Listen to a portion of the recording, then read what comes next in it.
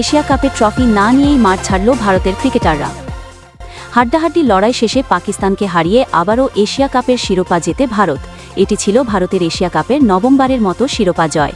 Final খেলা শেষে পুরস্কার বিতরণী অনুষ্ঠানের আগে হঠাৎ ছড়িয়ে পড়ল উত্তাপ। ভারতের ক্রিকেটাররা জানিয়ে দিলেন পিসিবি সভাপতি মহসিন নাকভির হাত থেকে ট্রফি নেবে না।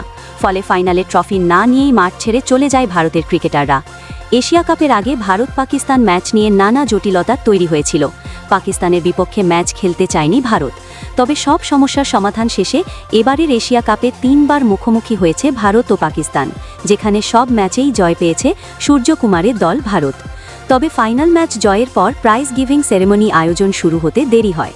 ফলে এশিয়ান ক্রিকেট কাউন্সিল ও পাকিস্তান ক্রিকেট বোর্ডের চেয়ারম্যান মহসিন নাকভির কাছ থেকে এশিয়া কাপের ট্রফি নিতে চায় না ভারত। অপরদিকে পাকিস্তানের ক্রিকেটাররাও মাঠ ছেড়ে ড্রেসিং রুমে চলে যায়। তবে তারা কিছুক্ষণ পর আবারও মাঠে আসেন। তবে প্রাইজ গিভিং সেরেমনিতে কোনো পুরস্কার খেলোয়াড়দের হাতে তুলে দেননি মহসিন নাকভি। তার কাজটি করেছেন বিসিবির সভাপতি আমিনুল ইসলাম বুলবুল। নাকভি স্টেজে শুধুই দাঁড়িয়েই ছিলেন। শেষ পর্যন্ত সকল ট্রফি দেয়া হলেও এশিয়া কাপের ট্রফি তুলে দেয়া হয়নি ভারতের হাতে। ট্রফি না নিয়েই মাঠ ছাড়ে ভারত।